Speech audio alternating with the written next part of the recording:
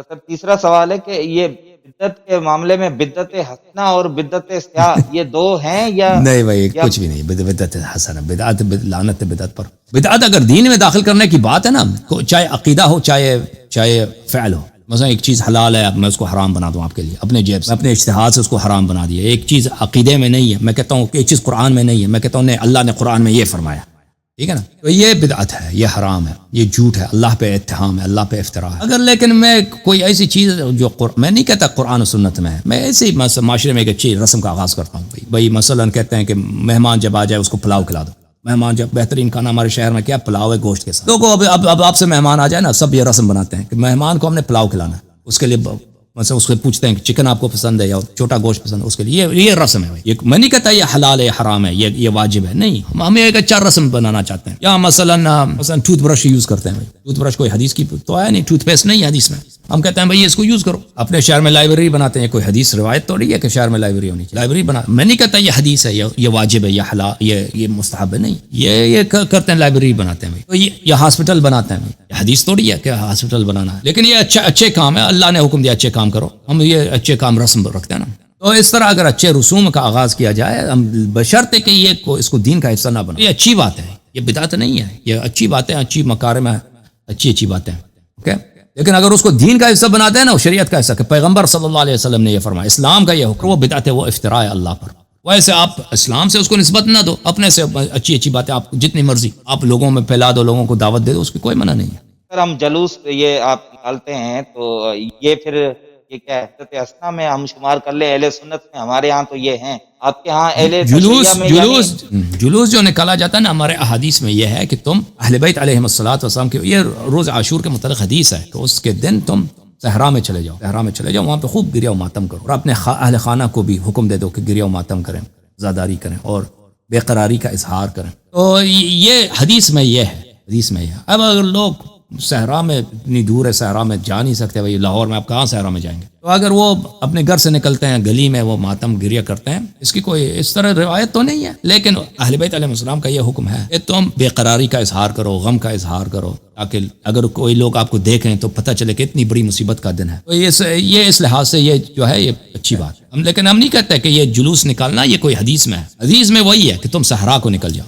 ٹھیک ہے نا. یہ چوتھا سوال ہے، اس کے بعد آپ سر اس وقت میں لونڈی لے سکتا ہوں؟ لونڈی لے کے کہاں سے لیں گے، کہاں سے پکڑ لیں گے؟ لونڈی بڑا فروخت ہوگا نا، لونڈی تو ایسے علاقے ہیں جہاں ابھی بھی مل رہی ہیں، یعنی لونڈیاں نہیں لیکن رشتے مل رہے ہیں، پیسوں پہ مل رہے ہیں. ویسے وہ رشتہ ہے، وہ خرید تو نہیں ہے، وہ رشتہ ہے، نکاح کریں گے نا. ایسے ہیں نا پٹھان وغیرہ وہ کرتے ہیں نا، ان کو پیسہ دے دو وہ اپنی بیٹی کی شادی کر لیں گے. وہ مختلف ہے بھائی، جتنا پیسہ ملے گا. وہ ایسے لوگ ہیں پیسے لے کے، لیکن وہ شادی کراتے ہیں، وہ بیچتے نہیں ہیں. پیسہ لیں گے اس کو کہیں گے کہ بھائی اتنا پیسہ دے. بہت سارے لوگ تو پیسہ لے کے بیچارے وہ کیا کرتے ہیں، اس کو شادی میں خرچہ کرتے ہیں. یعنی والد اگر بیٹی کی جو والد ہے، داماد اگر اس کو کچھ پیسہ دے دیتے ہیں تو اسی کو وہ جہیز بیچارے خریدتے ہیں نا. بہت سارے علاقوں میں یہ بیٹی کے لیے وہ کپڑے خریدیں گے، کیونکہ ان کے اپنے پاس اتنے نہیں ہیں، کپڑے خریدیں گے، وہ واپس یعنی واپس بیٹی کے ساتھ وہ پیسے واپس آئے. یا وہ شادی پہ خرچہ ہوگا، شادی کے دن جو کھانا وغیرہ ہوتا ہے، بہت سارے جگہوں میں یہ ہوتا ہے. لیکن بہت سارے ایسے ہوتے ہیں کہ پیسے زیادہ لے لیتے ہیں، یعنی وہ جتنا جہیز دیں گے نا اس سے زیادہ ان کو پیسہ. ایسے لوگ بھی ہیں، بعض جگہوں میں ایسا ہوتا ہے. لیکن وہ فروخت تو نہیں کرتے بیٹی کو، وہ ان کو حق بھی نہیں ہے فروخت کرنے کا. وہ بیٹی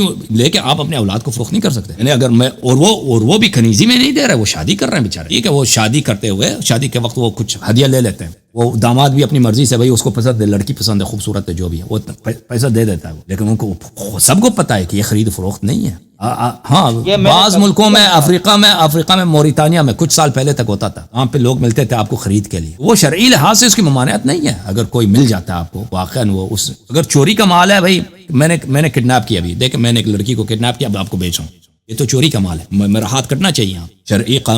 شرعی محکمے میں میں چور ہوں، کیونکہ وہ لڑکی جو ہے وہ آزاد ہے، وہ غلام توڑی ہے، کنیز توڑی ہے. میں نے اس کو چوری کڈنیپ کیا. اہل بیت علیہ السلام کے حدیث میں بہت ہے کہ جو لوگ کسی کو کڈنیپ کر کے فروخت کرتے ہیں تو ان کا ہاتھ کٹنا چاہیے. اور جو لوگ اس عورت کے ساتھ مستری کرتے ہیں اس پہ زنا کا حد جاری ہوگا. اگر محسن ہے تو اس کو سنسار ہونی چاہیے.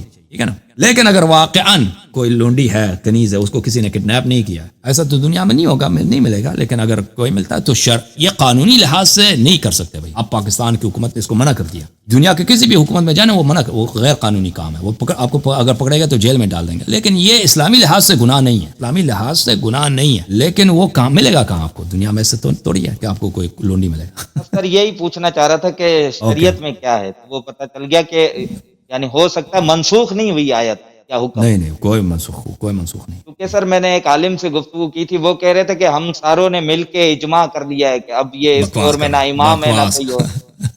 بکواس کر رہا ہے. ہم نے منسوخ کر دیا، علماء نے منسوخ.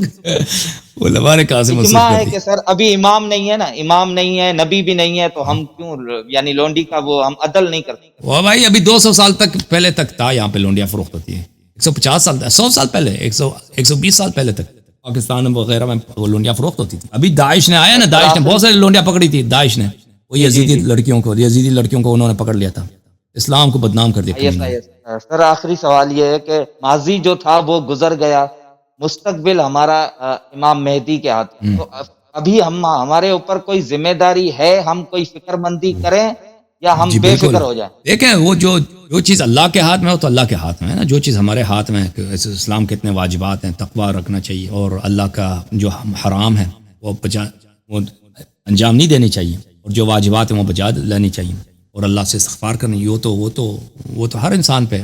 جو چیزیں ہمارے ہاتھ میں نہیں ہیں، مثلا اللہ تعالیٰ کب امام مہدی علیہ السلام کو اجازت دیں گے کہ وہ خروج کریں اور پوری دنیا پر اسلام کا حکومت قائم کریں، اور سب لوگوں کو عدل و انصاف کی طرف، توحید کی طرف بلا دیں، اور بالکل دین وہ دین جو نبی صلی اللہ علیہ وسلم لے کے آئے تھے بغیر کسی بدعت کے، وہ دین احیا کریں. وہ تو ہمارے ہاتھ میں. وہ ہم دعا کر سکتے ہیں. اہل بیت، مذہب اہل بیت علیہ السلام میں یہی کہ تم دعا کرو کہ وہ دن جلد سے جلد آ جائے، اور اللہ تعالیٰ ہماری دعاؤں کو قبول کرنے والا. ہم دعا کر سکتے ہیں. جو چیز ہمارے ہاتھ میں نہیں ہے نا، وہ تو اللہ سے ہمیں حساب بھی نہیں لے گا. جو چیز وہ اللہ کے اپنا کام بہتر جانتا ہے. لیکن جو چیز ہمارے ہاتھ میں ہے کہ بھئی ہم ماہ رمضان میں روزے رکھنے، ہم نے وہ نمازیں پڑھنی ہے، تلاوت قرآن کرنا ہے، حج پہ جانا ہے، فقیر فقراء کا خیال کرنا ہے، صدقات دینے.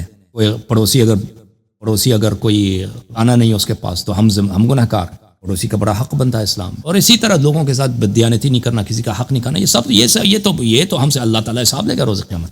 دین اسی کا نام ہے. سر یہ بیسیکلی یہ پوچھنا چاہ رہا تھا کہ ریولوشن کے لیے راہ ہموار کرنا ہماری نہیں بھائی ہے یا کسی نظام اور ریولوشن کے کوئی اہل بیت علیہ السلام کی جانب سے کوئی حکم نہیں ہے. ہم امام مہدی علیہ السلام کے راہ ہم ہموار کریں گے. یہ بکواس ہے. شیعہ علماء نے یہ بیوقوف شیعہ علماء جو ہے نا اپنی سیاست کے لیے تاکہ ہمیں حکومت مل جائے، انہوں نے کوئی 30 40 50 سال سے یہ کیا کہ ہماری فریضہ ہے کہ ہم امام علیہ السلام کے ظہور کے مقدمات فراہم کریں. کوئی حدیث کوئی روایت کچھ بھی نہیں ہے. ظہور کے مقدمات ہمارے ہاتھ میں ہیں، اور ہم قدم اٹھائیں کہ ہم ظہور کے مقدمات فراہم کریں. بالکل اہل بیت علیہ السلام کی جانب سے یہی حکم ہے کہ سیاسی امور میں مداخلہ نہ کرو، اپنے گھر میں بیٹھے رہو، اللہ کی دین کی خدمت کرو، اہل بیت علیہ السلام کی مذہب کی پرچار کرو، احیا کرو، اور اپنے اہل خانہ کو، اپنے پڑوسیوں کو، اور جتنے لوگ تمہاری باتیں سنتے ہیں ان کو مذہب اہل بیت علیہ السلام سے روشناس کرو. ایک بھی حدیث نہیں ہے میرے محترم ناظرین، ایک بھی فرمان نہیں اہل بیت علیہ السلام کی جانب سے کہ تم امام مہدی علیہ السلام کے ظہور کے مقدمات کو آمادہ کرو. یہ شیعہ علماء بڑے اتنے بیوقوف، سب سے جو ہے نا بدعتی لوگ جو ہیں شیعہ علماء، انہوں نے دین میں ایسے بدعتیں مشہور کر دی ہیں. بیچارے شیعہ سمجھتے ہیں کہ یہ اصول دین کا جز ہے، یہ کوئی ضروریات دین ہے، اور یہ سب علماء کی بدعتیں ہیں. یہ کم نہیں ہے، بہت زیادہ. شیعہ مذہب کا سب سے بڑا دشمن میں ہمیشہ کہتا ہوں شیعہ علماء. انہوں نے جو دین کو ضرر پہنچایا کسی نے نہیں پہنچایا. اللہ آپ کو عزت دے میرے بھائی، اللہ آپ کو عزت دے. Thank you sir. بہت شکریہ سر، بہت شکریہ. اوکے جناب، خدا آپ کو عزت دے. تھینک یو میرے بھائی.